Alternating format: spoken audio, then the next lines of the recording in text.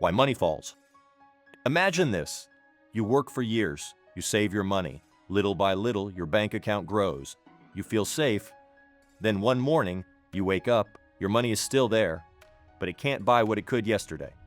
How is that possible? It sounds crazy, but this has happened many times in history, not just once. Again, and again, different countries, different people, the same story. So before we look at history, we need to ask one simple question. What is money? Most people think money has value, but it doesn't. A piece of paper is just paper. A coin is just metal. Money only works because people believe in it. As long as everyone trusts it, everything is fine, people work, people buy, people sell, life goes on. But when that trust starts to disappear, everything changes. Let's go back to ancient Rome. Rome was one of the richest and strongest empires in history. Its silver coins were used almost everywhere.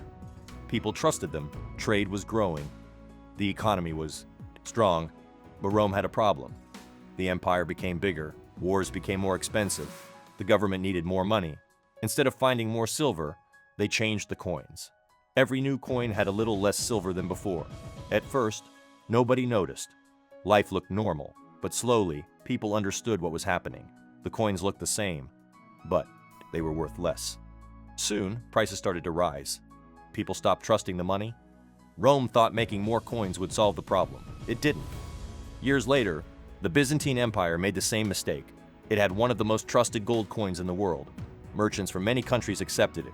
People believed it was safe. Then the government wanted more money, so they mixed cheaper metals into the gold. Again, it worked for a short time. Then people noticed. Trust disappeared. The coin lost its value. Trade became weaker. The economy slowed down. Two powerful empires, hundreds of years apart, the same mistake. They believed they could change the money without changing people's trust. They were wrong, because money is not built on gold. It is not built on paper. It is built on trust, and trust is much easier to lose than to get back. But losing trust in money is only the beginning. The next story shows what can happen when an entire world suddenly changes. When everything changed. Now imagine something even worse. Not money, not banks, people. In the 1300s, Europe was hit by the Black Death. It spread from city to city, village to village. Millions of people died. Some places lost half of their population. Homes became empty, farms had no workers, markets became quiet. It looked like the end of everything. But then, something unexpected happened. There were fewer people. That meant workers became very important. Farm owners needed them. Builders needed them. Merchants needed them. For the first time, many workers could ask for higher pay. Land also. It became much cheaper. Some families had money saved. They used that money to buy farms, houses, and land. While many people lost everything, others built a better future. History showed something very important. Every crisis creates winners and losers. Fast forward to 2020. The world changed again, this time. It was COVID-19. Businesses closed, flights stopped, factories slowed down, people stayed home. Many lost their jobs. Many small businesses closed forever. But at the same time, something very different was happening. People with extra money started buying. They bought houses, they bought stocks, they bought businesses. As prices went back up, their wealth grew. The pattern looked very familiar. The crisis was different, but the result was almost the same. People who were ready found new opportunities. People who were not had a much harder time. This doesn't mean a crisis is good. Far from. It means history follows patterns, and if you can see those patterns, you understand the future a little better. But money wasn't the only thing people trusted. They also trusted banks.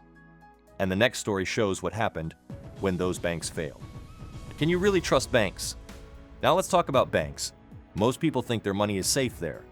You work, you get paid, you put your money in the bank, and you don't think about it anymore. But history tells a different story. Let's go to Florence, Italy. Around 700 years ago, Florence was one of the richest cities in Europe. It was full of big banks. People trusted them, kings borrowed money from them, merchants used them. Everything looked perfect. Then one day, a king stopped paying back his loans. The banks lost huge amounts of money, one after another. They failed. People rushed to get their savings. Many were too late. Years of hard work disappeared. The biggest banks in Europe were gone. People learned a painful lesson. A big bank does not mean a safe bank centuries later. History repeated itself. In 2008, some of the world's biggest banks were in trouble. People believed they were too big to fail, but they did. Millions of people lost their jobs. Many families lost their homes. The financial system shook the whole world. And then it happened again. This time in Lebanon, people went to the bank to take out their own money, but the bank said no. Accounts were frozen. People could only take out a small amount. Meanwhile, their money was losing value every day. Some people spent their whole lives saving. In just a short time, those savings became almost worthless. 3 different places, 3 different times. The same lesson: banks can help protect your money, but they cannot remove all risk. Sometimes, the biggest danger is believing that nothing can go wrong, because history has shown us it can. But banks are not the only problem. Sometimes the biggest mistake comes from the people printing the money. The printing machine. Now let's ask a simple question. What happens when a government needs more money but doesn't have it? The easiest answer is print more. Sounds simple, right? But history says it never ends well. Let's go to the American Civil War. The war was expensive. Both sides needed more money, so they started printing. At first, everything seemed fine. People kept using the new bills, but there was one problem. There was much more money. The amount of food didn't change. The number of houses didn't change. The number of clothes didn't change. Only the money increased. So prices started to rise. A loaf of bread became more expensive. A bag of rice cost more. Everyday life became harder. In the South, things became even worse. The government printed so much money that it lost almost all its value. People carried bags full of cash and still couldn't buy much. Years of savings disappeared. Then history repeated itself again. This time, France. During the French Revolution, the government printed large amounts of paper money. They believed it would fix the economy. It didn't. Prices kept rising. Shops stopped accepting the new money. Some people wanted silver, others wanted food instead. Paper money was no longer enough. The same story, different country, different time. More money does not mean more wealth. If printing money made a country rich, every country would already be rich.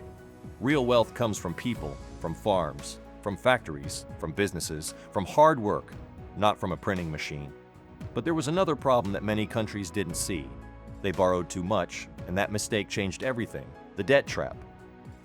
Printing money is dangerous, but borrowing too much can be just as dangerous. Let's travel to Asia. The year was 1997. Many countries were growing fast. New buildings were everywhere. Businesses were expanding. People believed the future looked bright. But there was a problem. Many companies and governments had borrowed money in US dollars. Everything was fine as long as their own money stayed strong. Then, it didn't. Their currencies quickly lost value, and suddenly, paying back those dollar loans became much harder. Some businesses went bankrupt. Many people lost their jobs. Investors pulled their money out. The economy slowed down almost overnight. Countries asked for help, but the damage was already done. History teaches us something simple. Borrowing is easy. Paying it back is the hard part. And if you borrow it, someone else's currency, the risk becomes even bigger. We've seen this story many times. When debt grows too fast, a small problem can become a huge crisis. The stronger country keeps getting stronger. The weaker country struggles even more. Debt can help you grow, but too much debt can control your future. And that's why every financial crisis leaves behind the same question. How can ordinary people protect themselves when money loses value, banks fail, and debt becomes a trap? That's exactly what we're going to answer next. The real lesson. So, what have we learned? History is full of different countries, different leaders, different wars, different crises, but the ending is often the same. Money loses value, banks fail, debt grows too large, and ordinary people pay the price. Does that mean you should be afraid? No. It means you should be prepared. The people who survived these crises had one thing in common. They didn't trust that everything would always be okay. They stayed ready. Some owned land, some owned gold, some kept cash for hard times, others had useful skills that people always needed. Because when times get difficult, people still need food. They still need homes. They still need doctors, builders, farmers, teachers, electricians, people who can solve real problems. Money can lose value, skills don't. History also teaches us one more thing. Every crisis creates new opportunities. After every crash, someone starts a new business. Someone buys a house at a lower price. Someone builds a better future. While others give up, they move forward. That doesn't happen because they are lucky. It happens because they are ready. The biggest mistake you can make is believing that history cannot happen again. It can. It already has many times. The names change, the countries change, the technology changes. But people make the same mistakes. So maybe the most valuable thing you can own isn't money. It's knowledge. Because once you understand history, you stop asking, could this happen again? And you start asking, am I ready if it does? History doesn't tell us the future, but it gives us clues. The people who pay attention are usually the ones who are ready first.